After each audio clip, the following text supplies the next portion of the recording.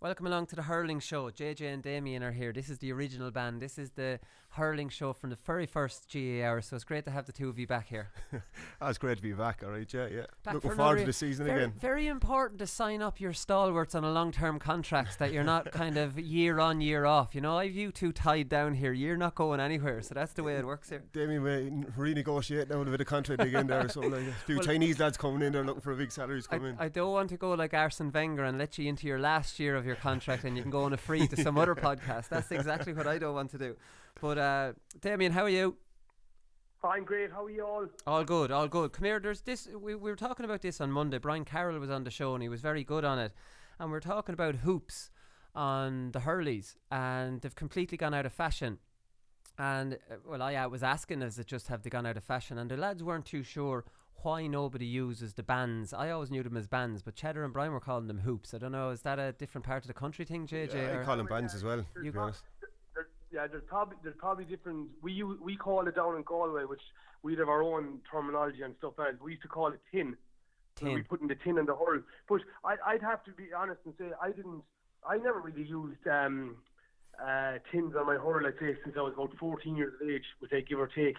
And I think the very first team to start off really not using any tin on the hurl was Wexford senior hurlers. I remember watching it in Finland and Martin Story and all these guys would say when you watched them when you were younger and they didn't use tin in the hurl. So that's where it came from. I don't use tin in my hurl, so I don't see the meaning or the purpose for it. But other lads make out that they have tin on the hurl because it makes it a little bit heavier and they put the tacks into the hurl as well, and also it puts a bit of weight in the boss for long striking. And then other lads will just tell you that they're just completely used to it. And then there was a stage there, Colin, where lads were putting pieces into hurls at the top half of the boss of the hurl, which was making the boss bigger.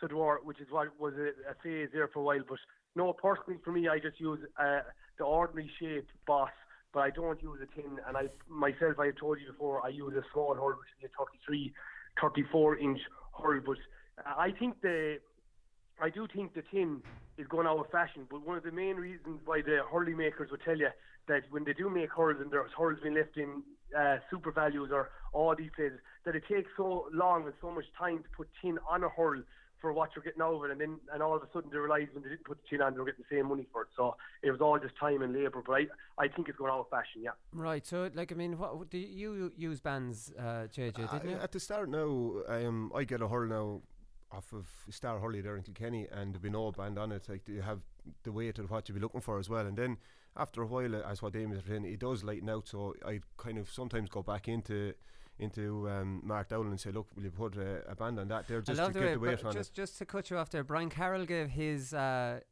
hurley maker a plug when he was talking about this as well, so well done there. I think it could be the same one. I'm a club hurler now, so you know what I mean. I need to kind of go up the pecking order, not county hurler anymore, so I have to do these things. Go on. But no, just to get the weight back to where it was at the start. The hurley does dry out no matter where you leave it in the car or leave it into the garage. It's going to dry out there as well. So to get that weight back into that you like, I had to put it back on a band back on the hurler again, just to get the weight back to. Again, yeah, it's down to balance, down to the kind of individual preference there as well, if you want a band or not. But that's the reason why I just went without the band first, and when it lightened out, then maybe I had an option of putting a band on it to get back to the weight that I was used to too. That was the reason. Colin, what used to happen then, Colin, was some lads then would want one band of tin, and then others put two bands of tin on it. Then you'd often see a lad that if he had a preference to a hurl and it was cracking or breaking, you could often see a third band going down through the middle of the boss. But some lads put one, some lads put two, other lads put three, and then other lads don't use them at all. So it's all just down to preference. But I don't use tin in my hurl. Right. Okay. So this fella Colin Nelson replied back to me on Twitter. And it actually makes sense what he's saying. So he says it's because all Hurleys that are sold now are fresh. The Hurley then shrinks, and it's like what you're saying, JJ. The Hurley then shrinks and the hoops become loose. So when it dries out, because they're sold fresh now, whereas in the past they might not have been, would they not? I'd say it's more down to what Damien was saying there on that the Hurley maker is getting the same amount of money for not putting the band on as putting the band on. So why bother him? And it's taking a bit of time there as well. Like, you know what I mean? If you were put the week's work into it and didn't put the band on, you could be making probably 10, 15, 20 more hurleys, obviously more profit for the hurley maker there as well. And people are come in probably looking for not. And another thing, JJ, do you know where lads used to get the the banded tin off. You might laugh at this and say, where does the banded tin come from, right? Well, I've seen it. Do you know the band that goes around concrete blocks? Yeah. They'd often cut them and bring them home with them. But it just for band and hurls, it takes so long to do it, and you need to have one lad alone just doing that, and he's clipping it, and he's making it tight, and he's making it safe, and then you're putting the tacks into it. So it takes a lot of time. But and then, as you said, the hurls, then the band get loose, and then to try tighten the band as well. What you used to do is, well, this is always when we were younger. We used to put it into a bucket of water to get the band to expand again, to tighten. So the timber would expand there, not the band. Yeah, exactly. All timber would expand, would say, just to tighten up the tin. So, but as I said, and then if you had loose tin, when you'd be striking the ball, you'd be hearing the tin tackling. There's actually nothing worse than a hurl is making noise when you're hitting the ball. You just throw it in the corner. There's no way you're going to use it again. Like, you know what I mean? It's just the noise of it. I thought that crazy. The band off the concrete blocks, I would have thought that would be too light. That's real light stuff. Would the band not be stronger than that, or is that? Be a couple of mil thick now. That's all it'll be. Like, that's all. Yeah. They do the same job. Job. Right. Okay. One other thing before we move on from this is Brian Carroll said he wouldn't when he found a good hurl that he loved, and it was the perfect weight and the perfect size, whatever. There'd be no hoops on it, bands on it. He wouldn't use it that much, so he'd only use it maybe in the week before a championship match because he'd want it for the freeze. And he wouldn't want to risk breaking it. I'm wondering, would you be like that if you had a hurl you absolutely loved? I come in there, Colin. So there was no fear of that lad breaking it, isn't it? You're dead right there. Hitting loose ball and all he was doing, wasn't he? I'd tell him we're only messing him. He was like himself. He was only a loose hurler. He wouldn't be going in Friday or heavy stuff. So when you say loose hurler, you mean you're not getting into the thick of it? You're just well, he's a scorer, I suppose. Is that it? So you're in the loose. You're waiting for the centre forward to throw him out the loose ball, and he'd stop it over the bar, and he gets on the headlines then. Like, Damien made a career of it, didn't you? I made a name for Joe Cannon. I was doing it. All right, so that's a new technical term. Out in the loose and in the what's the other one in the rough? Is it? Yeah, you'd be in the middle. You'd have your centre forward or your old school centre forward in there kicking in and pulling out the side, and like Damien, Brian Carroll out the side there, getting the ball and snapping it over the bar. Then. So then, every inter-county manager, and I don't care what one you name. All they ever describe at training sessions is rooks, right? And that's the new name and new terminology now and phrase in hurling. Get stuck into the rooks and don't allow your man to ride the ball and see who can come out riding the ball the quickest. And so that's what we're on about. So you have to have a few lads stuck in the rook and you have to have a few lads hanging outside. So I probably hang out more than I get stuck in. If you get stuck into the rooks column, no more than yourself, you'd only get a belt. To be honest, you wouldn't catch me in one of those rooks. I would be totally on the outside. But here's another question then. There are hurls broken a lot less now that there's no ground hurling, and you don't see hurls breaking from two lads trying to pull on a ball kind of on the ground. It's all silky. Yeah, they're able to get it up even with 3 or 4 lads around them. Yeah, it's all position based, and it's what Damien's ever saying. I suppose a lot of lads are training on having 4 or 5 lads hanging out and still trying to raise the ball and get it out, you know. So yeah, it's very, very rare. Even you see inter-county games now, league or Walsh Cup or even championship, there's no one pulling on the ball anymore. No. Like, you know, and is that where you'd usually break them, or would it be from a block down? Clash in midfield or something like that. Now you'd throw in the ball and be pulling like that. You know, you break hurls. Yeah, but also, Colin, a lot of time the hurls are breaking are always the real fresh ones.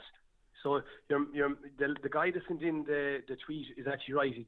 The fresh hurls are breaking, and where the season one won't break as quick. But just going back anyways to Brian Carroll's thing about minding the hurl, I suppose I would agree with that.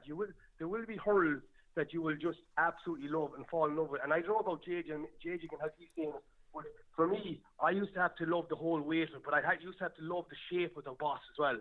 You know, there's certain hurls, and they are different, and there's different shapes to the bosses and all that, and you just happen to just fall in love with the actual hurl that you're using, and you must love your hurl. And if you do have a nice hurl that you trust and you know you're striking, you will kind of mind that hurl a little bit better. And when you break it, it's like, oh my God, I can't believe I'm after breaking this hurl. And then you'll try get the 2 pieces and you'll bring it to your hurling maker and start asking, can you put that back together? And don't put any more weight on it if you can possibly, and glue it if you can, and don't put too much weight on it. So that's what happened. Would you agree with that, JJ? Yeah, 100%. Now I'd be the exact same as well. Now come up to a match, I'd play a match, put that away. You'd mind it. You wouldn't even leave it in the car. You leave it inside. You know what I mean? That's your pride and joy. You make sure it's okay every day. You know what I mean? And then bring it back out. Sorry now to cut you off, but at under 8, does your manager tell you to love your hurl? Like, is that something? Because I've never come up through the ranks of hurling. Like, are you told? I know it's kind of a thing that you play a good game, and you must have played a good game regarding football, and then you done everything the same the next day. You know, that kind of way. So same as you played a good game of hurling.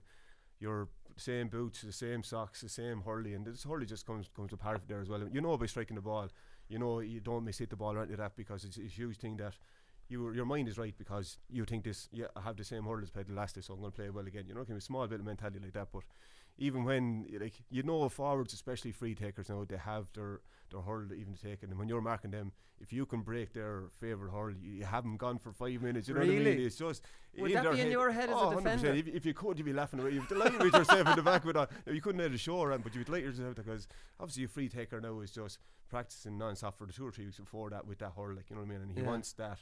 That's his pride and joy. His routine is having this hurl. So if you can break that in the first 5-10 minutes, then you're happy enough. Because Brian Carroll said on Monday, says, well, I said, what if you broke your favourite hurl? Would your head be all over the place? He says, will you have a second one that would be very close? Wouldn't be the same. No, wouldn't be the same. I says to him, and what would happen if the second one was broken? Well, then you're gone. Well, then you're finished. Right, lads, this is all very interesting to me, but we have to go on. Colin, just another thing, right? And JJ will back me on this.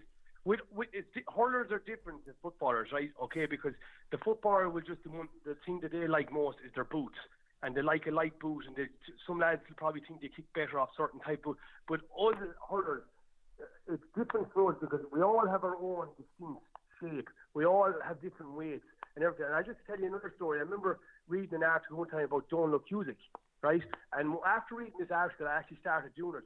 But before he used to go out to championship matches, he used to put a brand new grip on his hurl before the game, right? So that his gripping of the hurl was absolutely perfect.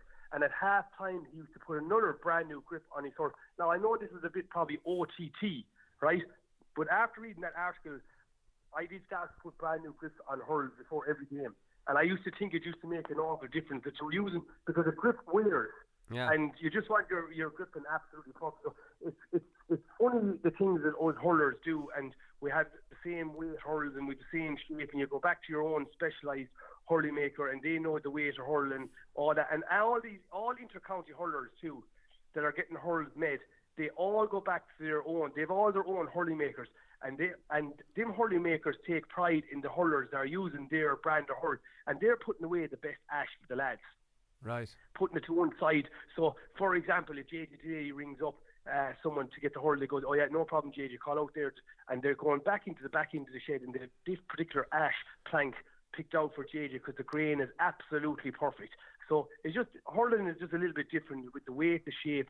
You want a new grip, all that. Where footballers, I take it, probably the most important thing with a football column is maybe the boots that you like to wear. Yeah, that sort of stuff. It would be the boots. It would be the boots. Yeah, and see that whole process. Then JJ gives them a plug on a show like this, and this is how the whole kind of. I'll be calling next week for a couple of hurls. You know what I mean? That's the way it works. With the good ash down the back of the shed. Yeah. Well, I better name my hurley maker. So my hurley maker is TJ Larkin, Fancy Larkin, one of my good friends that makes mine. So I better give him an old plug there. Right. Okay. So I'm sure this doesn't go down too well with the Cannings now that you're gone off to somebody else getting the hurls off them.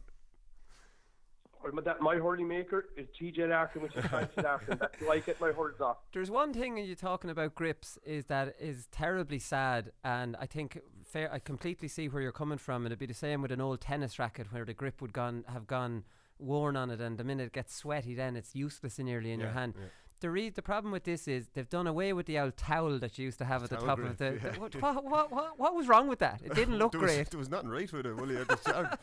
Funny, Sean Dowling used to hurl on Kilkenny panel there back in 2003, 2004, 2005, and he always wore a towel grip on the hurl. Only man I ever seen on it. You know what I mean? He just liked that preference. He liked it. He found it very, very hard to get it after a while, but he still said using it. He'd put that on himself. Oh no, he wouldn't. He'd probably have to get that put on. But that seems like a great fix. No, the towel. He put it on it. Yeah. He put it on himself. Yeah. Right. Okay. Listen, lads. Once the towel grip got wet, you were gone. Was it? You were gone. Ripped the hands of you. Yeah. But you have to remember, JJ, when we were all young lads and you were going to all the JA matches and all the senior games, what used to happen is a lad would break a brand new hurl or whatever, and next thing, obviously, you know, you'd roar to the side and get me to the hurl, you just fling it. Yeah. You'd fling the hurl in the grip, and there could be a brand new grip on the hurl, and next thing you'd go and you'd be going around with half a hurley in your hand, just the top half. When you go home then, you'd be putting that hurl, exactly, you'd be getting super glue and gluing extra and putting it on. Did this stuff happen in Kilkenny? Oh, 100%, it's still happening, so it's recycling. Or just because that's the golden deal, where you, as young as you were probably all sent out brand new grips every week, were you? Well, no, see, JJ wasn't a promising. His minor team were beaten. They would have had to change their own grips. This wasn't Tommy Walsh and all. Your minors were beaten, weren't you? The black sheep of Kilkenny there for a good few years. Yeah, we're the first minor team in 10 years to win the Leinster final there. So we were just done away. We were cast to one side. These lads are never going to make it, basically. That was it. Right, lads, we have to move on. Jesus Christ, we're going to go to town on it today. Clare appealing the Tony Kelly red. Lads, I have written down here that they're completely wasting their time, and it's not because it was a very harsh red. It's because of the new directions and the new assessors and the fact that the GAA will not rescind this, or else what was the point in giving these directions in the first place, JJ? They can't rescind this one because the reason being it's the first incident that happened. If they renege this one, then it's going to be free for all, really, more than that. So they'll probably use Tony Kelly as a scapegoat for this in regard and make sure that this head high tackle doesn't happen now throughout the league. But I can safely say there's no malice in the tackle. It was kind of a clumsy mistimed tackle more than that, but no way was it a straight red. Yellow card at most, and that was it. Should have got up and moved on. My opinion on it is, Colin, right, that fine, they give him a red card. If they're not going to take away the red card, that's fine, right? That's no problem, okay? His tackle was a little bit high, right? I think if it was a defender coming out meeting forward, I don't think he would have got a straight red, right? But I'm just going to say this. If they're going to do this, they want to be consistent, right, with everyone. Because I know there's certain referees out there, right, that won't give red cards for that. So it wants to be consistent overall, or we'll be giving it to the referees. Well, I'll be giving it to the referees on this show, because you can't send off one player and stick by the rule, and then there's going to be another guy that's going to say that he didn't send them off, and next thing his reason for it is, I didn't want to ruin the game. It happened in the first minute. We'd have ruined the game, or I just used my own common sense. He's not a dirty hurler, or there's no dirtiness in him, or there's no malice, so I didn't want to give him a red. He's never been sent off before. If they're going to do it to the likes of Tony Kelly, I hope they're going to start doing it to every other top-class player or any other player that comes in with a high challenge. So they better be consistent on it. Yeah, no, exactly. I think you're right. But to rub salt in the wounds for poor Tony Kelly the other night, so he gets sent off. Now, you could say it was a bit reckless. It's just that doesn't happen. We're overanalyzing it because he got the red when you're not used to it. Now, in football you could get a red for that, but we know hurling, the game flows a lot more, and it's harder to get sent off. It's harder to get a free. But after that, so he gets 43 minutes of hurling, and Shane McGrath tweets after a Tipperary hurler. He was at the game. He says, probably harsh. He says, but what I don't get at all, he's made to do the extra running at the end of the game with the subs and other players who didn't play the whole game. Enjoyment has left the building. Was this in vogue when you were playing, JJ? I'll start with you, because no, we never done any runs after the field. But would the subs do it? No, they wouldn't. No. But it does make complete sense. Reason being that if you take the subs have to prepare the exact same as the starting 15, so they're eating exact same things. And if you're eating what you're eating before a match, obviously you're fueling your body for it, and you don't use that energy to burn it off, you're obviously going to put on weight that particular day. You know what I mean? So I can see why they're actually doing it, but no, we never done it now, to be honest with you. You know what I mean? Wasn't in. Was that in when you were playing? It came in just with Justin McNulty. I was in there for 3 or 4 months, and he used to do it. But technically it makes sense, because if you're a long-term sub, you're also losing fitness as well. But it's demoralising for Tony Kelly to have to do that with the rest of the team after playing 43 minutes. I thought it was a bit much, Damien. Well, it came in with Galway, was Cunningham came in. So, I can see the point of it, but the subs could be sometimes kind of peed off that they didn't get a run. But I can see all the reason for doing it. But now what they're doing is sometimes, especially in the league, they're for example, Waterford played Offaly last weekend, and I was going down to Cashel, down to Clare's parents, right? And I seen in Holy Cross that the Waterford subs played the Offaly subs. So it's either or. Either kind of play a second game or you do the run. So I can see the point behind it, but as a player, it can be, as a sub, it can be fair annoying. And then when you go back into what the most annoying part of that, all that is, Colin, you do the runs, because it happened to me my last year, recall it, right? I did a fair bit of running out when games were over, right? but what you call it, you go in then and all the showers are cold. Yeah. Oh, it's a dog's life. Sure, the dinner would be half gone as well. Like, I mean, if it's one of these catering things. But I say Tony, it wouldn't surprise me if Tony just jumped in and done the run himself with the group. I just wouldn't be surprised, because I know Tony, and maybe he was a bit annoyed or whatever, but I just said maybe he just jumped in and said, he wants to get himself into top peak fit condition for the summer, so maybe he just did it himself, just to say it. But that used to be the annoying part. The showers would be cold, and by God, that used to be annoying. That's very interesting now that you mentioned that. I hadn't heard that before, Damien. So where were the Waterford extended panel played, the Offaly extended panel? Where was this? If I'm wrong, I stand corrected just in case I'm wrong. But it's a great idea. We were going down to Cashel, as I say, down to Clare's home place, right? And we were hitting down, going the back road, and we got to Holy Cross, and I seen Offaly jerseys playing. What I could see from a distance was Waterford jerseys, and I'm right by saying Offaly played Waterford in Thurles last Sunday. Yeah. So someone told me that the Waterford subs, we'll call it, played the Offaly subs before the game. Right. So they did. So basically, that their 30 players or 35 players all got matches. So that's a great idea. Keep them all tuned in. So that has happened, and that has happened to me before. Especially as I said, my last year at Galway, we played, and I think one day we played Waterford as well, and the subs played them beforehand. So even though a sub could play 60 minutes, he might still come on in the second half for 20 minutes, and he still had lots of energy, whatever. But it was just to try to keep players match and hurling fit. It's all grand, Colin, running and doing all these runs, and you're running from the 65-yard line into the 21, and what happens is you have to do that run in 15 seconds, you get 15 off, and you have to run back out again, and all these little bleep tests. But like at the end of the day, you're not getting any hurling in. Yeah. So you have to be hurling sharp as well as being fit sharp and all that. So that was just, but I stand corrected just in case I'm wrong, but I took it for granted that it was Waterford versus Offaly, and it looked like their jerseys. It was in Holy Cross pitch out in the back. So I stand corrected just in case I'm giving wrong information. And Dublin were playing Carlow their Saturday night in the first round of the league there as well, and then the lads didn't play on the Saturday night. Dublin played Ballyhale on a Sunday, you know what I mean? So anyway, over the weekend, if you're on the Dublin panel, you're going to get a game anyway. Right. Anyway, so look, you train to play matches, you know what I mean? You don't train to run up and down a field after a game. You want to play games. That's fantastic, though. It's a brilliant idea, the Offaly and Waterford. If that's 100% true, that's a brilliant idea. Like, why not? You're travelling to the game, you're getting a match, you're actually watching, you're sporting your panel there as well, and Jesus, no brainer really. Yeah, fantastic. And you know what, lads, we've the perfect. And you also find out if there is a sub coming into a bit of form. Yeah. Like, you can't judge a sub, and this never happened to you, JJ, because you were never a sub, but it happened to me, so I can stand over it. You're playing with the subs, which is A versus B, as used to say, the probabilities versus the possibles is what you used to call it as well, right? But you're playing, and when you're playing with the sub forward line, I'll just speak about the forward line. Everyone is trying to score, JJ, Colin, right? To try to get recognised and get recognition, right?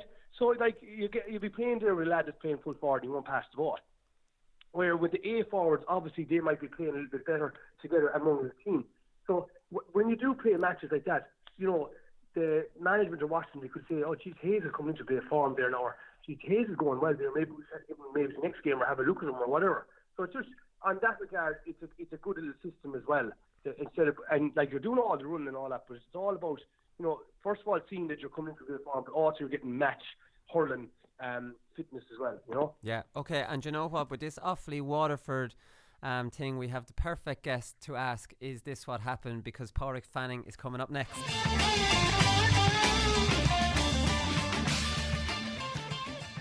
Alright, delighted to say new Waterford manager and previous manager of mine, Pauric Fanning, joins us on the line now. Pauric, how's it going?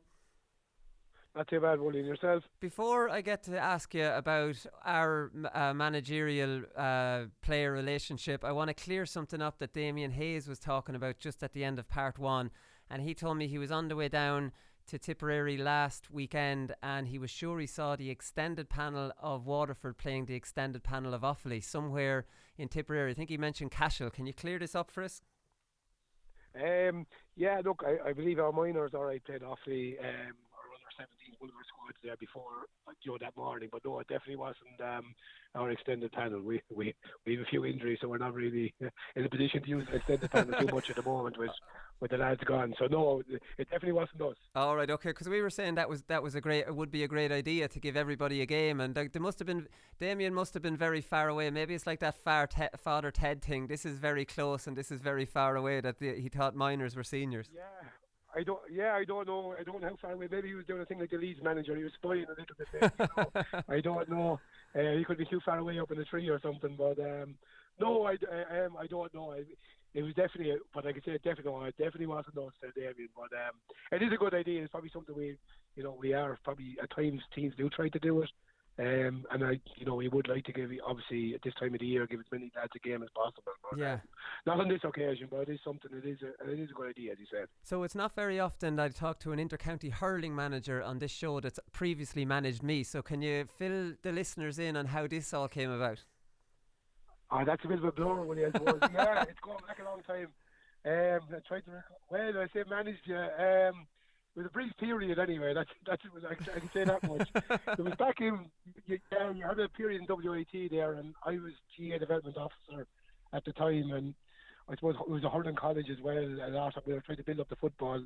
I had difficulty, I suppose, getting people there at that stage initially with football when you were there, having people to do the football. So I ended up taking it on myself, and I suppose I learned a lot from having to manage you. It helped with my people skills. It helped with my people skills as well. But yeah, you were there. You were here in college, and we had a good football team at the time. It was. I think we managed to get up to Sigerson, and it was a good period for us. And then some other people got involved, and football it became quite strong. Declan Brown was down here as well, and Donald Daly from Kerry. So we had a good football tradition here as well, and at the time, but it was good. And a couple of other Laois colleagues like Greg Ramsbottom there with you too.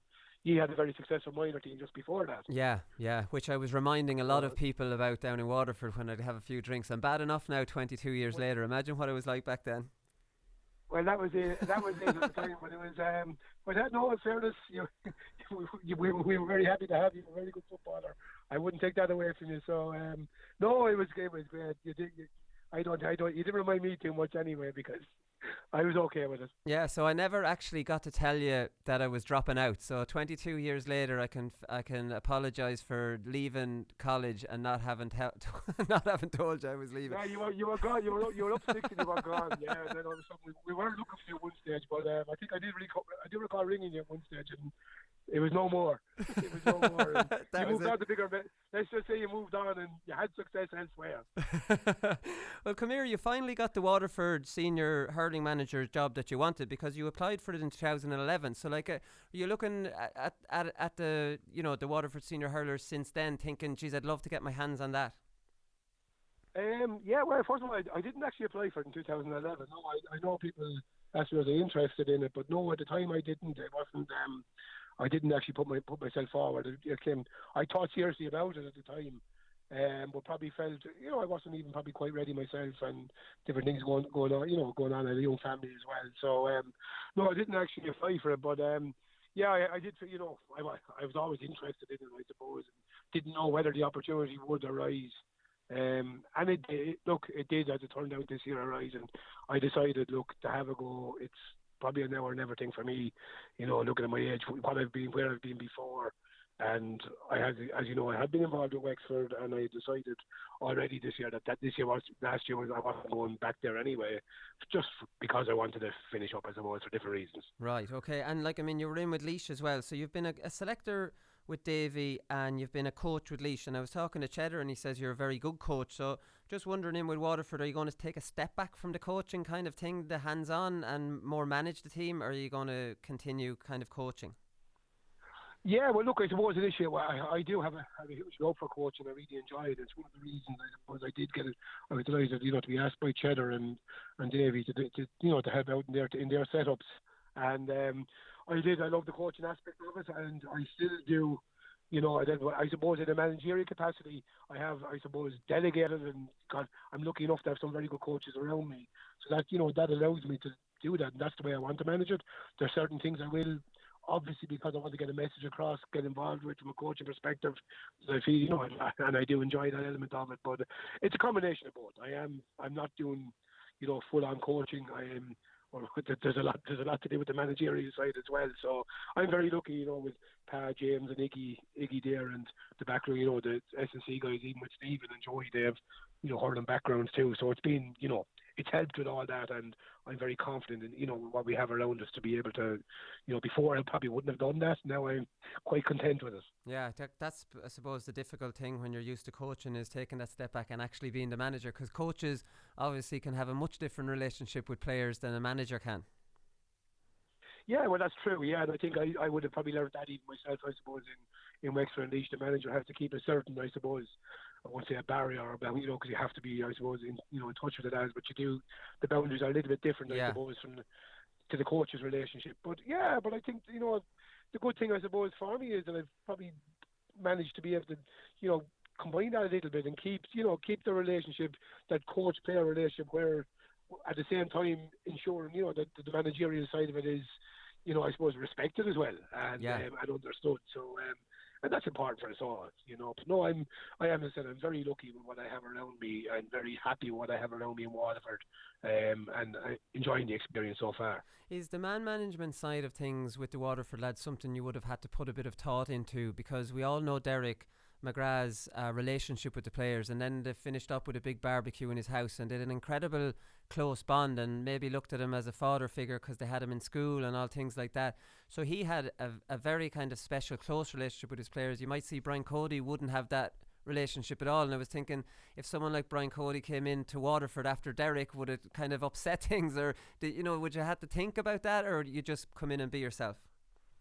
Well, I suppose, yeah. The first thing I do, I can only be myself, I suppose, as well, and hope that that has an impact on players. Of course, I'm aware of they had a fantastic relationship, but to be fair, what's probably helped me is the fact that it was such a, I suppose, a well-got group in the sense of how they understood things and the way they respected, the setup that Derek had, and they've been absolutely brilliant, as regards to buy-in and the way they've gone about it, and that's huge credit to them, because it's not an easy transition either after 5 years, and I'm a different person, I suppose, in many ways, even though a lot of things we might have similar thoughts on as regards the game to a point as well. So, that was probably, it is something that I had to be aware of, but at the same time, I have to be myself as well. And I knew a good few of the players, being from Walford, and having worked with Fitzgibbon teams and even the lads in 2010, when a lot of those players, that are more experienced now, were on our panel in 2010. So I had a fair handle, and I knew a lot of the boys personally anyway. So that has helped. Yeah. No, you're not coming in cold. And look, you're from Waterford as well, which is a big help. Yeah, it is a big help. There's no point in saying otherwise. And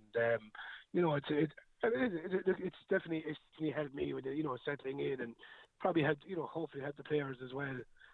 But I think most of the credit for that transition, and it's still going. Obviously, the transition is still going on. I suppose we're all learning still. But I think most of the credit for that has to go to the players and the way they've said, well, we have to knuckle down ourselves as well, and they've bought in brilliantly, and I've just massive respect for the way they've gone about their business now, and hopefully we can get a little bit of luck as well and build on what Derek had put in place as well, and that's making everything easier as well, from my perspective. Yeah, exactly. Come here, I have to talk to you about the style of play. I've read that you've said that there's no necessarily no system or sweeper that you'll take every game, as it comes, and that makes a lot of sense. Like, I mean, you see Davy is definitely married to a sweeper, where other teams like maybe Clare would play one depending on who they play.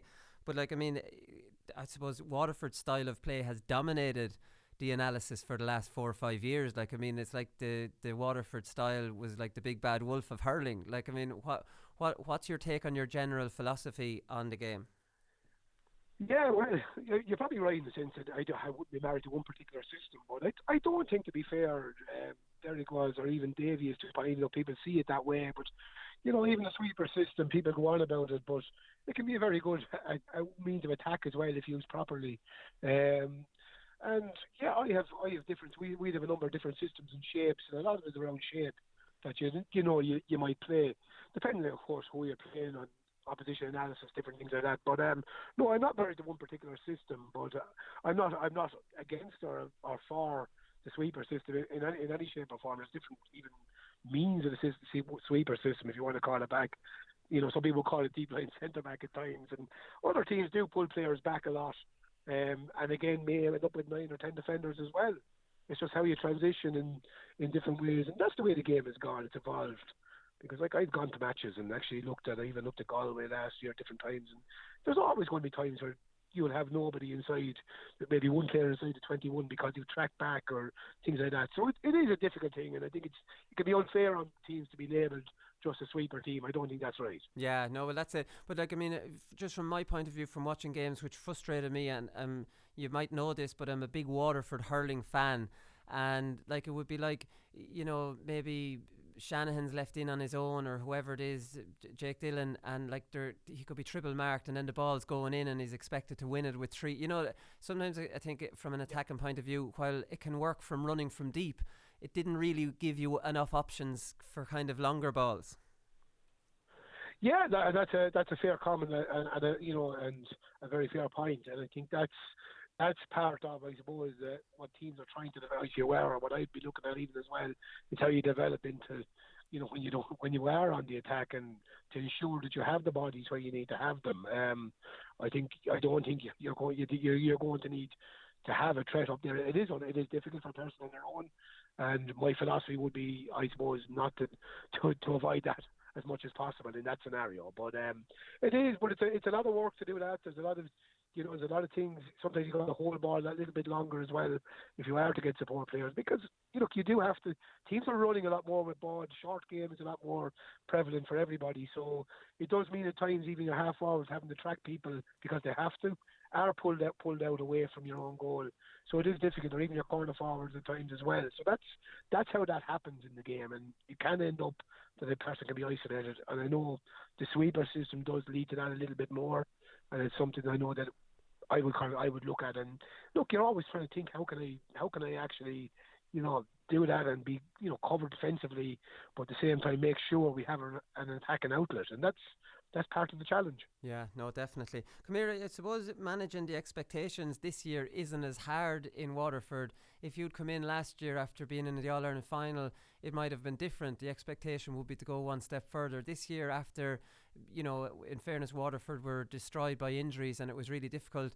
Now, maybe getting out of the Munster group, you know what I mean, and getting into Croke Park, hurling might be more expectations this year, where I'm trying to kind of say that it's not maybe as high as it was the previous year. Yeah, I suppose that's expectations, and that's from the outside, or even I suppose among supporters. No different to players, the supporters. We all have I suppose aspiration. We set the bar fairly high in what we want to do, and I think that's always going to be there. We have our own aspirations as well, and I think the supporters do too, that we get back to an All-Ireland, or get back to trying to be. We want to. I make no bones about it. We want to achieve as much as possible this year. So that's for the players as well. That's very, very important.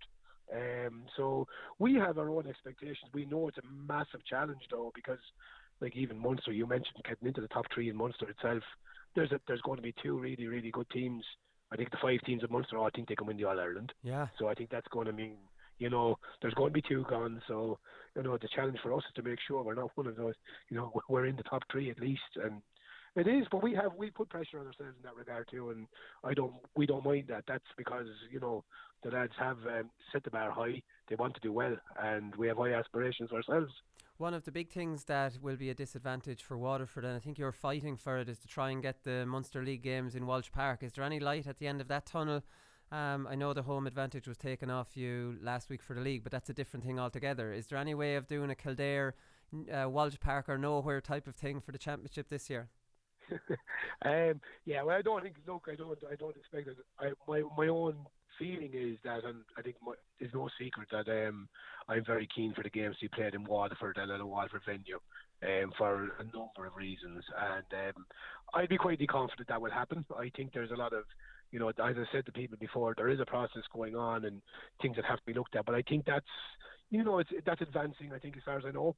And it's still going on. But my expectation is that the games we'll have 2 home games in Waterford, and I think that's what we're all aiming for our supporters, for our players, for us to have the exact same chance to win in All Ireland as everybody else. Yeah, that seems fair enough. So what are the other options in Waterford? Farher Field, what capacity is that, or is Walsh Park the option, or is there another ground? Probably. Well, obviously we've 2 county grounds, Farher Field and Walsh Park. I think at the moment it may well be. It could be. Well, obviously the city ground is Walsh Park. I'm actually not too fussed whether it's Walsh Park or Farher Field. Right, once it's home. The big thing for us is, like, to me, that's in Waterford. Once it's in the county of Waterford, that's the big thing for us, because look, the home games are massive in this competition when you get to that stage, and for us it has to be, I won't say it's a no bridge or nowhere scenario, but for the players we're looking for it.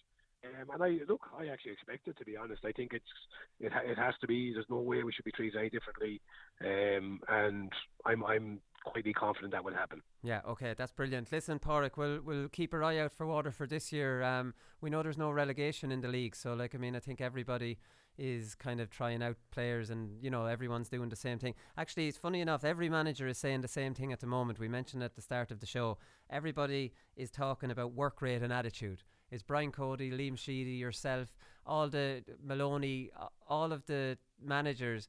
And I think JJ Delaney was saying, that's all you judge on now, because the pitches are so bad, and you're not getting much hurling in, and it's just attitude and commitment kind of levels.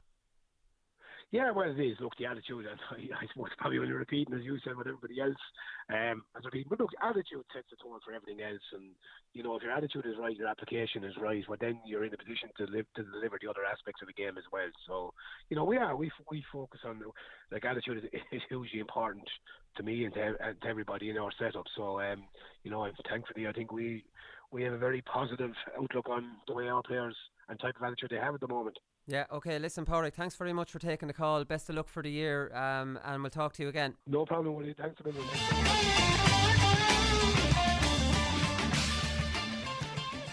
Okay, Paddy Power predictions, lads. We'll go through the Division 1A and 1B matches here. So Limerick Tipperary, that's the big one on Saturday night. It's at 7 o'clock. It's on Air Sport and it's on RTE too. So RTE are in on the mix on 4 league games, as we know.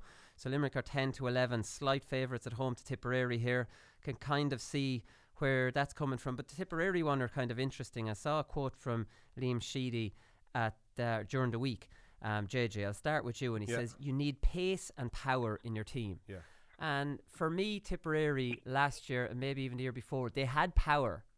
But maybe around that middle 8, were they missing a little bit of kind of blistering pace? Or yeah, looking back on it now, at the time they probably thought they had pace in abundance, but they were lacking. They were a bit, it's very lackluster maybe, or something like that. They weren't firing into the balls as what they should have been as well. But looking at them there last Saturday night, I seen that they were kind of hunting in packs. There was 2 or 3 guys forwards. Now, backs will always have to chase. The forwards are where you're actually seeing where a team is at.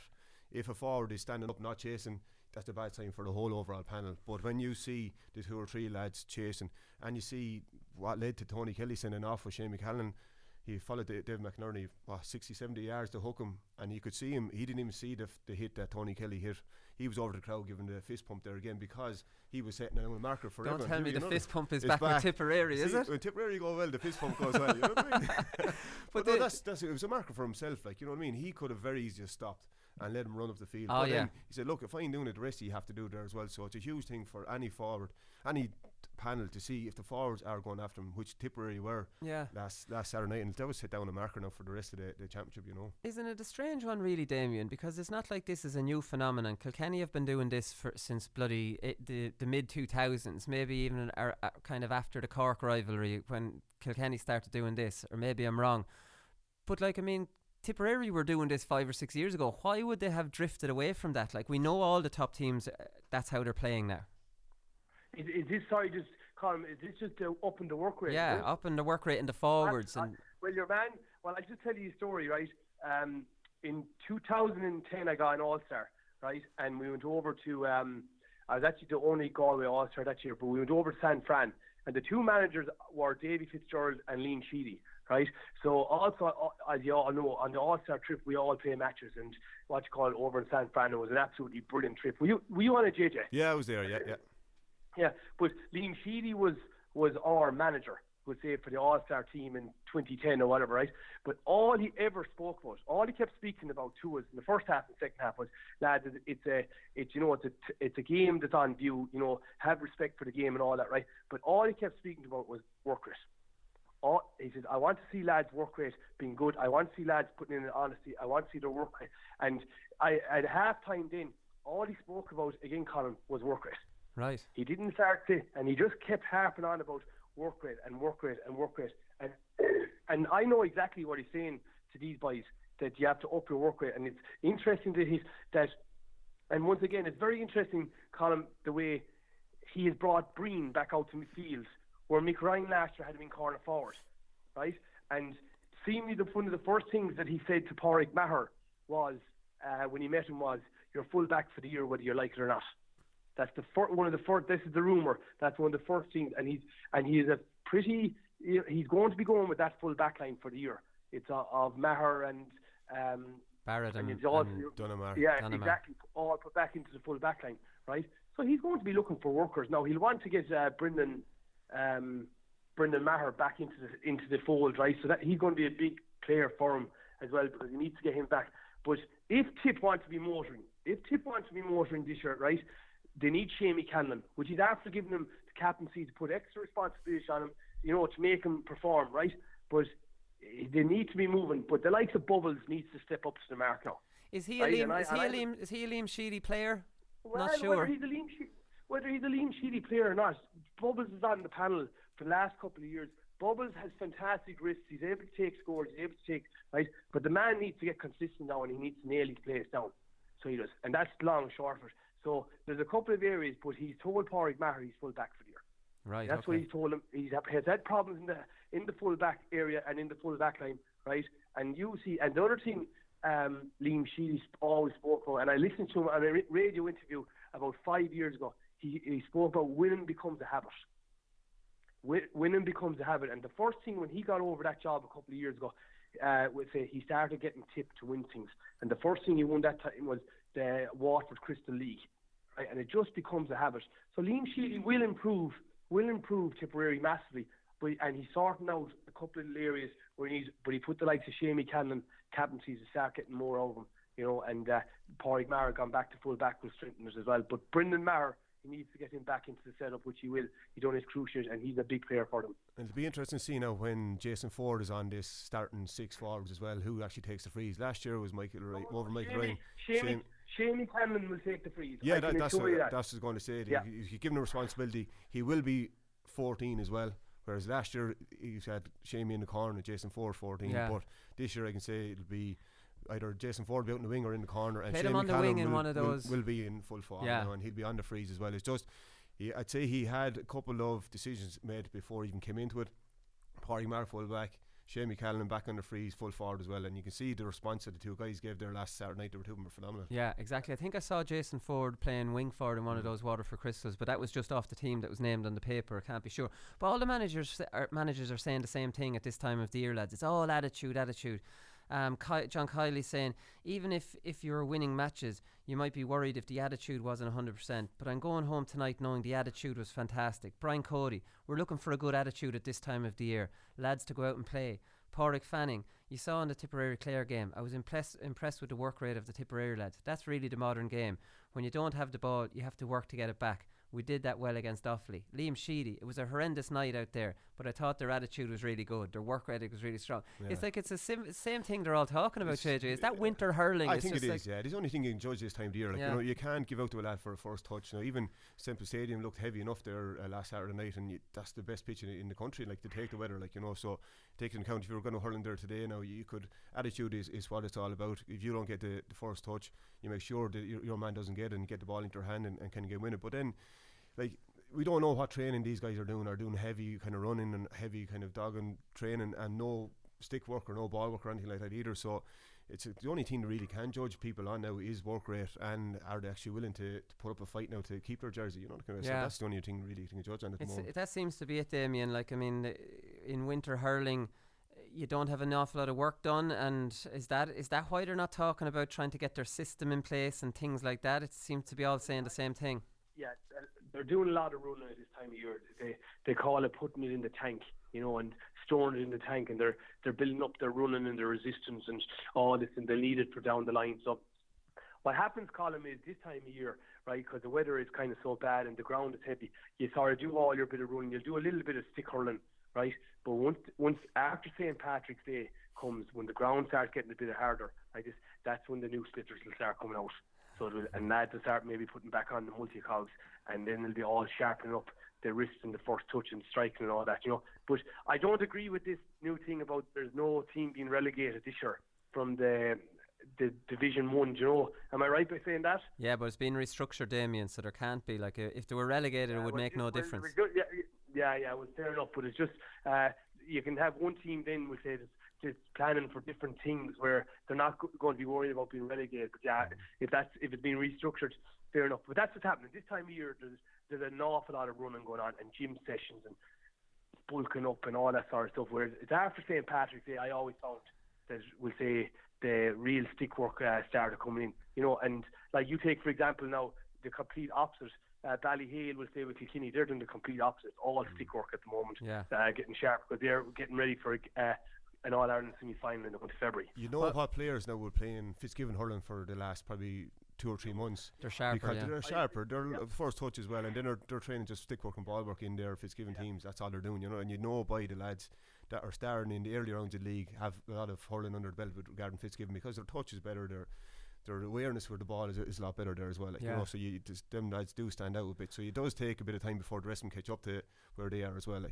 Damien's was St. Patrick's Day. When was Cody's cut-off point where you'd see the whistle come out in the mouth and when the hour went back there? When the hour went back there, that was. There'd be 2 teams picked then, and that's when praying for the hour to come back, and then you could actually bring your hurl with you to train. You know what I mean? Because January, February, March, you're leaving your hurl at home, and then you're coming out then, and you're in for a hard slog. But then you're kind of putting the head down, get through them early a couple of months, and then when the hour went back, then they were absolutely delighted. When we were back into Nolan Park then as well, you know what I mean? So the whole mood just went up there for everyone, Mick Dempsey be going around with a folder with 2 teams picked out. Ready to go.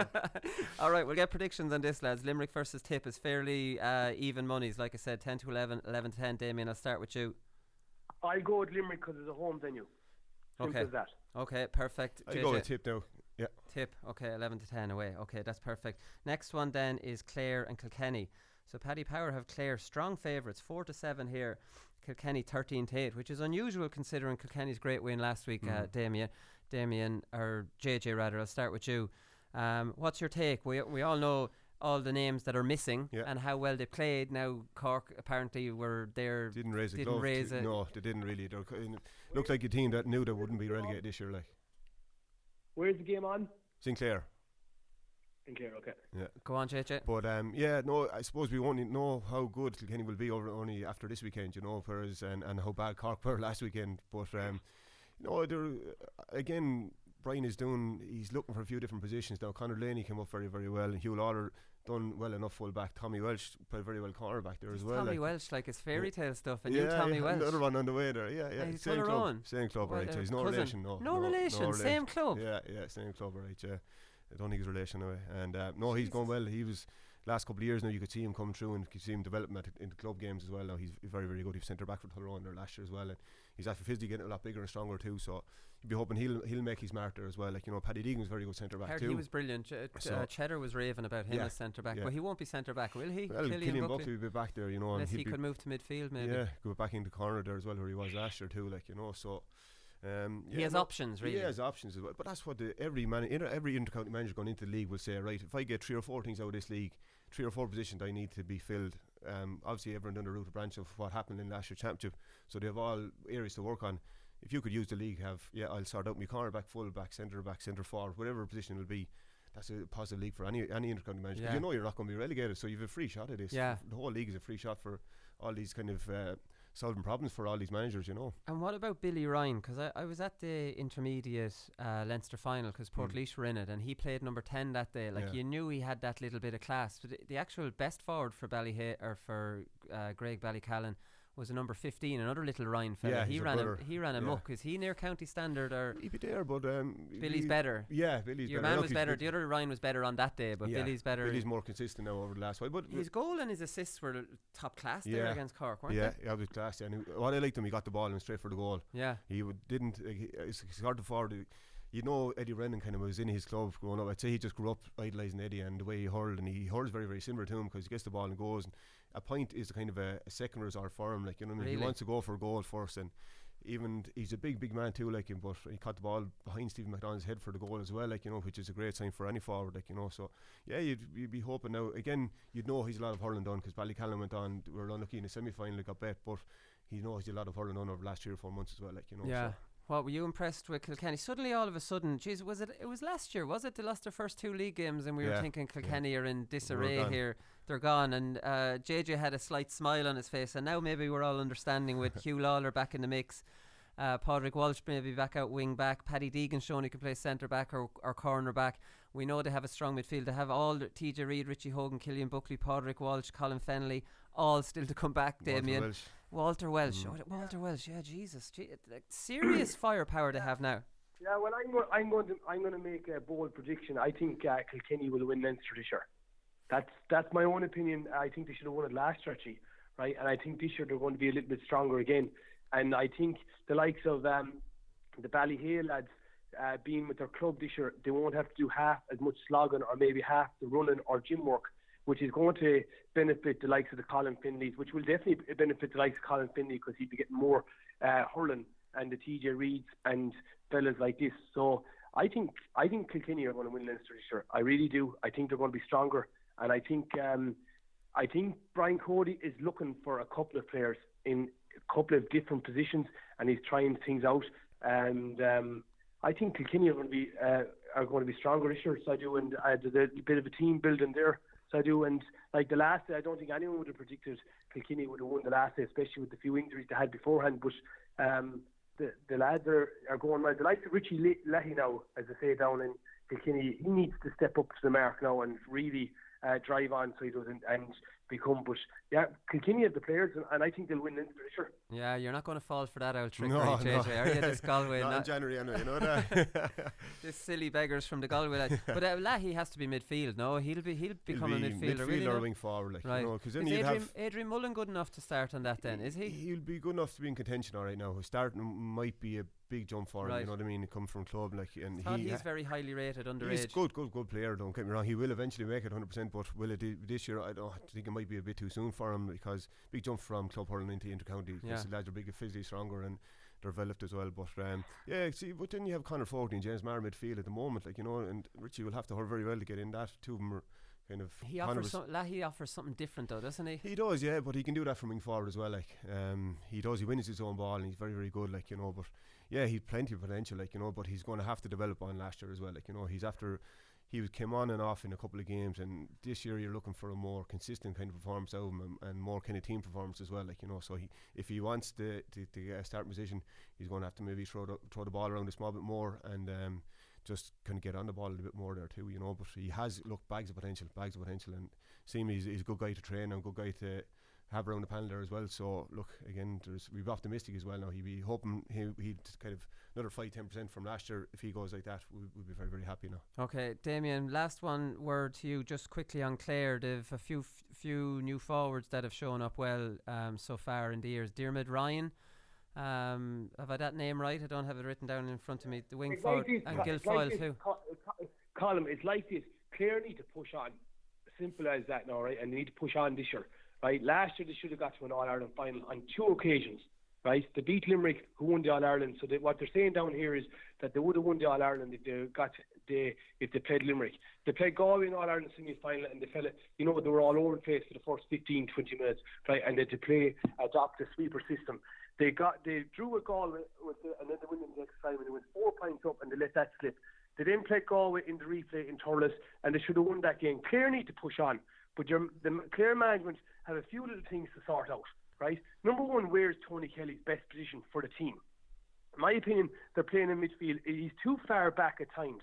And I've said this before, I would play Tony Kelly in the inside full forward line, whether it's full forward or corner forward, and I would tell him to roam around the 6 forward. But their biggest challenge Clare have, right? I remember me saying this, is can they get Tony Kelly, Peter Duggan, and what do you call the other All-Star? John Conlon. John Conlon. Can they get them 3 players to hurl together?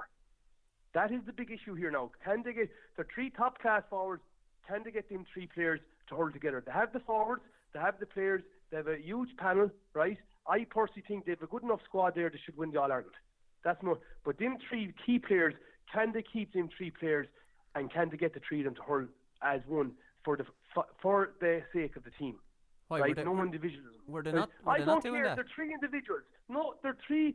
I don't think they click at times. That's my own opinion. So, and I'm entitled to my opinion, right? I don't think the likes of Peter Duggan is a team player, right? And there's times when there's woeful shots been taken from corners, all right, where he needs to bring that into his game. But at the end of the day, Colin, if you want to win stuff, right, and JJ will back me on this, it's all about the team, not about individuals. But that's one massive challenge that Clare have.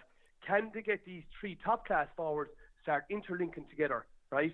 And number 2, where are they going to play Kelly? Right, midfield, I don't think they're getting enough of him. I would get him roaming around the 6 forwards. And what role I would give him? I would give him the Podge Collins role, right, where he goes back into the inside line and he comes back out and he gets onto what we call, because he's able to finish. But I just find at times when he's midfield, he's playing too far back like that. But I think Clare are good enough to win the All-Ireland. That is my own opinion. I think they have the team. I think they have the squad, whether they can get it together. Yeah, that's the interesting thing with Tony Kelly. I wouldn't disagree with that. It'd be nice to see him have a new role, because he does go back too far. Yeah. And it's not just when he's midfield he goes back too far. When he's centre forward he goes back too far. Anyway, he just wants to get on ball. Yeah, any team. Imagine if Tony Kelly was playing full forward against Tipperary in the Munster Championship, and he was on Pauric Fanning, right? And Pauric Fanning is back there in the full back line, told to mind the house, mind the kitchen, as they call it, right? Because we don't want to leak goals. Every inter-county manager, and JJ Delaney will back me on this, will say, don't leak goals. Let them stay taking points, keep them tapping the scoreboard, and if we don't leak goals, he says, we'll be there and thereabouts. Make sure we don't. Right? Next thing you have Tony Kelly on Pauric Fanning at full back, and he's running them out to the side, he's running them back in, he's running them out to wing forward, he's running them over to centre forward, and he's getting onto a few little loose balls that the boys are throwing out to him. He pops over 3 or 4 points, maybe each half, like this, and next thing you have no full back in his full back line area. You're causing problems like that. But I just find that Clare aren't thinking outside the box in them regards. They're leaving Conlon in full forward, a big man, and Pauric Fanning, the 2 of them are going at try something different. And they need to try something different with Tony Kelly in that regard, maybe play him court, but give him the Podge Collins role. I know all about it because I had it in 2012, right, where I was a roaming forward. So we won the Leinster final that year, so I was able to go in and out at my own expense like that. But I always had to go back in for opposition puck out. I had to always be back in, but once the ball was pucked out, I could go back in once I was getting. And what happens is, Colin, you're getting onto more ball, you're enjoying more, you're running. It's harder for a back to defend this. And what happens is you start scoring more and you start making more assists and you start making more frees and you're more benefit to the team. JJ, he's made a convincing case here. Yeah. No, I was just going to say there, if you were an opposing manager and you're dealing with Tony Kelly midfield, what you do, you post your most athletic person on him and I'm going to give you the task of track his run. Because all Tony Kelly goes on the burst, so the ball goes up in the forwards, she's the layoff there, he gets the hand pass and he bursts through and scores. If you see the tip guy there the other day, midfielder, he was Tony was running, getting his head of steam up, pulling his arm back, didn't let him get away from him, ball broke down, the ball went back to the other end of the field. But if you had to let him off, Tony Kelly was straight through. But and also, sometimes, would you agree, JJ, when you're a midfielder, it's either the best position to play or the worst, because sometimes you're on the ball all the time, but other times the ball can just bypass midfield. Yeah. But then you look at it again, if to put him in full forward line, where's the space in the hurling field at the moment? It's not in the middle third, it's not midfield. I know you're lined out 2 in midfield, but there's half forwards coming back and there's half forwards. There's around 8 or 10 people in around there. So if you had legs, the place to put someone that has got a hurling brain and can, if you want to put him on space, is in the full forward at the moment as well. Like, you know, again, I understand what Damien is saying, and it could be a good trick because you can't let Tony Kelly go. You'll have to designate one of your backs to come out. Followed, yeah. You have to follow him. You couldn't give him 10 yards of space. Yeah. That's what Tip done. Even from midfield, he's been tracked. So why not put him in full forward and then let him roam around? Then you're going to cause space for someone else anyway. You're not going to. We might see it. Has to be given. There's lads making runs, Colin, right? And i.e. Tony Kelly and other top class forwards out there, right? But the lad that I find the time to give the hand pass the time to give the pass is the player that's running towards the goals at pace. Yeah. Give the hand pass, right? But there's some players, and there's in the Clare forward line, they're not giving the hand passes. And there's some players that are greedy. And like, I'll give you an example. Cathal Mannion for Galway is a greedy hurler. He is. There's sometimes he should pass the ball a little bit more. He scores 5 points some days, and other days he's not on the score sheet. And he takes reckless shots from out the field, right? So as I said, if teams want to win matches, you've got to start thinking about team. There's no, you know, but that all comes down to the management and the coaching. And I always used to say, for the lad that passes the ball, and I used to pass a good bit of ball, and maybe sometimes you pass too much, right? But when you get recognised after the game, where a lad, your manager praised you for hand passing 3 or 4 balls, and it turned out to be scores, you feel good about yourself, right?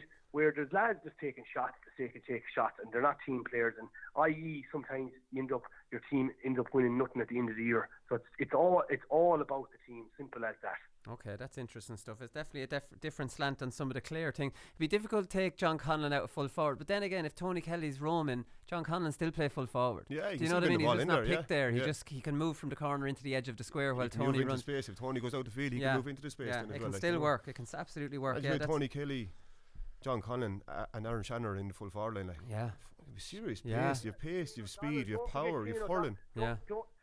Don't forget Shane O'Donnell. Yeah, he won't be back to the championship, won't he? Now? Yeah, as I said, you know, but as I just saying, I just think they need to just look at something different. They have the forwards. At the end of the day, you need forwards. No more than Galway.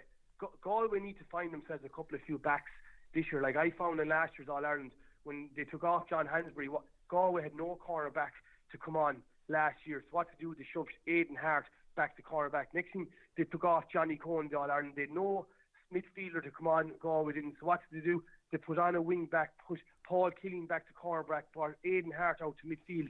So like Galway need to strengthen their panel as well in different areas, you know. And like I know Galway have lots of forwards, and what will happen this year, in my opinion, with Galway is there's like Carl Mannion might end up in a midfield role, and Johnny Cohen will end up in the back, or Paul or what's called Jason Flynn will end up out in midfield. This is what's going to happen. But there's 2 players just to mention from Galway to keep an eye on this year, right? And one of them is Rowan Lamar from Portumna. He's a good player, so he's well able to take a score. And also keep an eye on Kevin Cooney, which is Joseph Cooney's brother, Joe Cooney's son. He's a good left-hander, reminds you a bit of Lara Corbett, and he's able to take scores. He's a good little corner forward too. Just keep an eye on them 2 players. But Galway need to strengthen, and Galway need to sort out their goalie. I think they have an issue with the goalie. I don't think they know who their best goalie is at the moment. So Galway have a few little things that they need to sort out as well. Well, that's it. I was going to talk about Galway. It was the other team I was just going to talk about it. And they seem to be experimenting, definitely, because against Laois there was only 4 players that played in last year's All-Ireland final playing. It was Hart, Mannion, the 2 Mannions, and Joe Canning was playing as well. I don't see either of those 2 players that you mentioned playing against Laois, Damien, but like, I mean, he's definitely trying. Last year in the league we were almost saying he wasn't trying that many lads out. He stuck with a lot of his... Well, it transpired that we didn't have a strong enough squad, even though I thought that Galway would win the All-Ireland last year, right? But like once McInerney got injured, and next thing he was back for the All-Ireland final, you know, and McInerney wasn't running properly in the All-Ireland final, because I was at myself and I seen him running after someone from Limerick there, and he wasn't running at full pace. When it came to changing the corner back, they didn't have another corner back. When they wanted to put on a midfielder, they didn't put on a midfielder. They had to move Aidan Hart back out to midfield, which tells you this, column, that there was nobody putting pressure on David Burke and Johnny Cohen in last year's training sessions. Yeah. And all the top teams, right? If there's a midfielder not going well, it's the third choice midfielder going in midfield. You're not bringing the lads that's after going from wing back to corner back and brought out to midfield. It's as simple as that. Galway have lots of forwards, but they need to find a couple of defenders, in my opinion. But I just think what's going to happen is out midfield or Carl Mannion will end up going midfield, and Johnny Cohen might end up in the backs. But they just need to find a couple of defenders, in my personal opinion. And I think they have a small little issue in goals, right, which just needs to be sorted. Like they're trying out another goalkeeper at the moment. You know, Colin Cannon is gone, which is with Flannery, which he's a huge loss. But as I said, there's a couple of players on the Galway panel that need to cement their name on positions. They're there a couple of years, so they are, and they're happy enough being subs. You know, so like Niall Burke, he's a good hurler. He's either on the team, he's on the team. They're saying he's better coming in as a sub. He's not, like in the Leinster final, he scored 4 points from play, so he played very well in the Leinster final. The next game, he's a sub. So there's certain players that just need to absolutely cement their place on the team. But Galway need to strengthen their squad. But just keep an eye on them too. They're 2 young forwards, so they are Kevin Cooney and Rowan Lamar, two lively players and well able to take scores. Right, okay. So Cottle Mannion going to midfield, obviously we'll put Johnny Cohen in the backs and we'll give them a 7th defender, one on the bench, but a good strong fella. Yeah. That gives them options. Like it seems to me he's looking for options. Yeah. Pauric Mannion's playing centre half back. Look, obviously if their centre back McInerney's out, then he can seamlessly go in there. This is what they should have been doing last year, JJ. But again, hindsight is a great thing. You know what I mean? But is that not the brilliance of Cody in that he very rarely put out the same team that won the All Ireland? There was always 1 or 2 little changes and 1 or 2 maybe. But all the talk last year was the strength of the Galway 6 forwards and a couple of 2 or 3 lads come on, the Niall Burks and the Jason Flynn's and Johnny Glynn if he wasn't starting. You know what I mean? They were always, I suppose, that kind of masked over the problems they had at the back then as well. Like, you know, whereas I don't think Aidan Hart had a good year last year as he had the year they won it as well, like, you know what I mean, and Adrian Toohey was the same as well, John Henry was the same. They were excellent the year before, but they didn't really reach that height that they did last year, you know, that kind of way. So like now it's known that they need a few different options there in the backs there as well. And look, Johnny Cohen started his career at corner back there as well, and he could very easily go back in there as well, like, you know, and Cottle Mannion, I'd say he would, midfield probably would suit him. He'd pick up a lot of loose ball, and as he's shown there last couple of years, he will shoot, and he's accurate now. He'll make the goal as well, to be fair, like, you know. So again, the league is where you're going to have to, if they don't try it in the league, they're not going to try it in the Leinster Championship, you know what I mean? So this is the opportunity over the next few weeks. And JJ, I think they need to give Jason Flynn more of a run this year now. Yeah, as I say, that lad is a good hurler now, and he's a big man. I think we should be trying him midfield this year, or maybe in the half forward line. He's able to hurl, and he hasn't got much game time. He's always this impact sub. And like when Galway won the All Ireland, only for Niall Burke and Jason Flynn, Galway wouldn't have won the All Ireland on the day. But I just think Jason Flynn, he's a young fella. He's from our neighbouring club, Tommy Larkin. But I just think he needs to get more of a run this year, and he's well able to hurl now. That lad is a good striker of the ball as well, and I just think he needs to get more of a run this year now than he did in other years, and cement his place. And certain lads need to cement their place. Like JJ, let's be honest, Paul, when you were 23, 24 years of age, you had your place completely cemented on the Kilkenny team, no more than me, and not being big-headed. Yeah. When I was 23, 24, I had my name cemented on the team, and you didn't take it for granted. You just ploughed on. Where there's some players on the Galway panel and even in the Clare panel that haven't their names cemented on team sheets, which is not a good thing. And then this thing saying, I wonder if he's better coming on as a sub, and he's better coming on as a sub. That to me is not a positive. No, that's an insult to a player. That's the most sickening role you could ever get, is a manager to come over and say, you're better as an impact sub. Lord, that used to sicken me by break your heart. But I wonder, does it break? See, it depends on the mentality of the player. I often saw some fellas on the Laois squad, and if they were injured, you could nearly tell by them they were half relieved. There's a lot of pressure on you when you have to start, and sometimes. What did they win? That's it. Story ended. What did they win? Yeah, one Leinster. But like, I mean, I'm not saying these are definite starters, but if they were going to start, you could see they're clearly shitting it here. Yeah, do you know what I mean? Whereas if a fella, if they know they're coming, why are you doing all that training if you don't want to play? You know, that kind of way. That's. But if they know they're coming on as a sub, they're happy. Seem to be happy with it. I couldn't agree more with JJ. Why are you doing all this training if you don't want to play? You're 100% right, JJ. There are certain players that are happy being subs. That is not good. No, it's definitely not. Don't think I'm in any way on the other side of this argument, lads. I'm absolutely Jesus. I have a phobia of being a sub. Like, I mean, that's out of the question. Anyways, we've gone too far here, lads. I want to get predictions. Cork Wexford. We have to keep this very short, lads. We'll just get this in a word. Cork are 4-9. Wexford 21-10. And Wexford to me looked like they're a little bit on the slide. That they're maybe not the force I don't know, gone stale maybe, JJ. Is that fair to say? I don't know. I think they would have fighting battle against Limerick their last day, right? But I think looking at Cork last week, I can't see Cork winning. But again, so you're Wexford 21 to 10 or a decent price. What about you, JJ? Or what about you, Damien? Where's the game? It's in Páirc Keeve. Yeah, the very expensive Páirc Keeve. Well, I bully go to be with played Cork. there, I'll go with Cork, and I think Cork. Well, I'd say there'll been a few hard words said this week at training, so I think there's a good kick up the backside, and I think Wexford this year, I think they need to find a couple of more forwards if they're going to push on. See, I wonder will even hard words be said. I think Cork never have a good league. Cork are a bloody summer day, thurless, beautiful style, beautiful slick Cork team. They're a championship team, JJ. Like, I mean, but you were talking about earlier on, like the lads that go in and win the ball and throw them out. They've too many. They don't have enough of them. They need to find a few of them guys that actually win the ball for them and throw it out to likes of Patrick Horgan. Patrick Horgan gets the ball in his hand, he'll score all day. No, that's no issue at all. They're relying too much on Seamus Hardy. Seamus Hardy does a huge amount of work for that Cork team, and if Seamus Hardy is playing on Sunday, I'd say right, okay, they have a fighting chance of winning that. But if he's not playing, if he is back, like they have a great chance. But they need to find, this is where the league basis would be, to find them couple of players. Like Aidan Walsh is back, didn't really work the last week or last Sunday, so he might get another chance now again Sunday. But they need to find a ball winner, win the hard ball, and Conor Lehan, these guys will burn you with pace and slap the ball over the bar from left to right, no issues whatsoever. But they need a couple of guys to win the ball for them and throw it out to these guys. Like. Yeah, okay, perfect stuff. Right, but the other three lads, we won't spend much time because, like, I mean, Galway, Waterford and Dublin are all 1 to 20, 1 to 33 to beat Carlow, to beat Laois and to beat Offaly, respectively. So we'll all go with that. We've gone way over time, so we may leave it there. Thanks very much, lads. And we'll be back on Monday with a review show as usual. We'll talk to you then. Good luck.